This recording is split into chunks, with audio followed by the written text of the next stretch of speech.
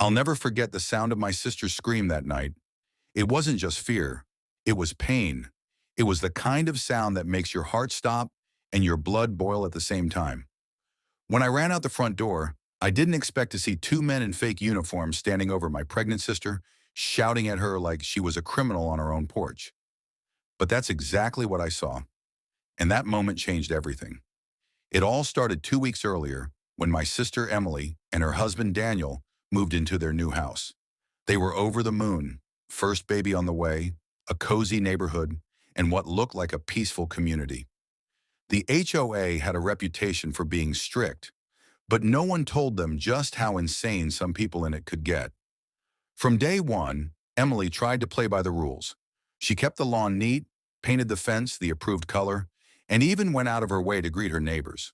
But apparently one neighbor, Karen, as we later found out her name was, didn't like that Daniel parked his work truck in the driveway. Daniel was a mechanic, hardworking and quiet. His truck had his company's logo on it, and apparently that violated some visual harmony clause in the HOA handbook. Karen made it her mission to correct them.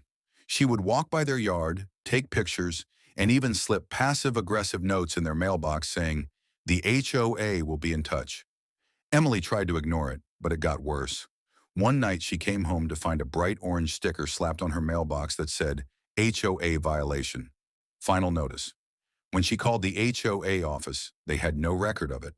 That's when Daniel started suspecting something wasn't right. A few days later, two men showed up at their house in black polo shirts with HOA Compliance Division printed on the front. They wore fake badges clipped to their belts and acted like they were there on official business. They told Emily they were conducting an inspection and needed to enter the property to verify compliance. Emily, being kind-hearted but cautious, said they could wait until her husband got home. That seemed to irritate them. One of the men, tall, heavy-set with a shaved head, stepped closer and raised his voice. "Ma'am, you don't want to make this harder than it needs to be."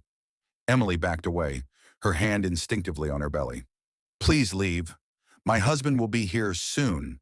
That's when the shorter one, nervous energy, twitchy hands, snapped, "You people think the rules don't apply to you." And before she could even respond, he shoved her shoulder hard enough to make her stumble. She caught herself against the porch railing, clutching her stomach, and screamed. That's when Daniel pulled up. He jumped out of his truck before it even fully stopped. "Hey!" he roared, sprinting toward them.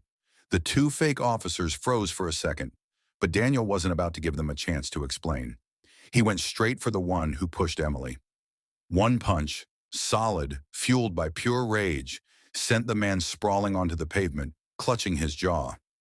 The other man tried to grab Daniel from behind, but Daniel was quicker.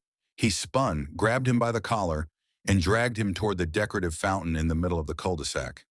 The man yelled something about calling the police, but Daniel didn't care. He slammed him into the water, holding him there just long enough for him to panic before letting go.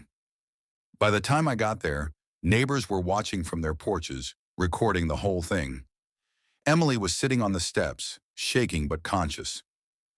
Daniel was pacing, hands trembling, trying to calm down while keeping an eye on the two soaked and bruised imposters. When the real police arrived, everything came to light fast. The badges were printed from a website, the shirts ordered online, and the fake officers. They were hired by none other than Karen. She had paid them to scare Emily and Daniel into following HOA standards. Apparently, she'd done this to other neighbors before, but no one had ever fought back. The officers arrested all three of them, Karen included. The police report detailed everything, including the assault on Emily, the fake uniforms, and even text messages between Karen and the imposters. Emily was rushed to the hospital that night. Thankfully, both she and the baby were safe. But Daniel didn't leave her side for a second. When the nurse told him she'd be okay, he broke down for the first time in years. All that anger, all that fear, gone, replaced by relief and love. A few weeks later, the story made local news. Fake HOA enforcers arrested after assaulting pregnant woman.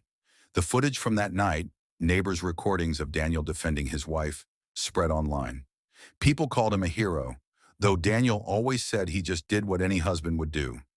The real HOA, embarrassed and furious about the situation, held a community meeting. They disbanded the previous board and implemented strict background checks for anyone claiming to be part of HOA enforcement. Karen lost her house, her reputation, and even faced jail time for conspiracy and assault. Months passed, and Emily gave birth to a beautiful baby boy. They named him Liam Daniel after the father who refused to let fear or injustice win. Sometimes I still think about that night, the chaos, the shouting, the fear. But what sticks with me most is Daniel standing on that porch, protecting his family with everything he had. It reminded me of something powerful. When you push good people too far, you don't just awaken their anger, you awaken their courage. And that courage can change everything. Would you like me to create 4 AI image prompts for thumbnails, from scenes to match this story next?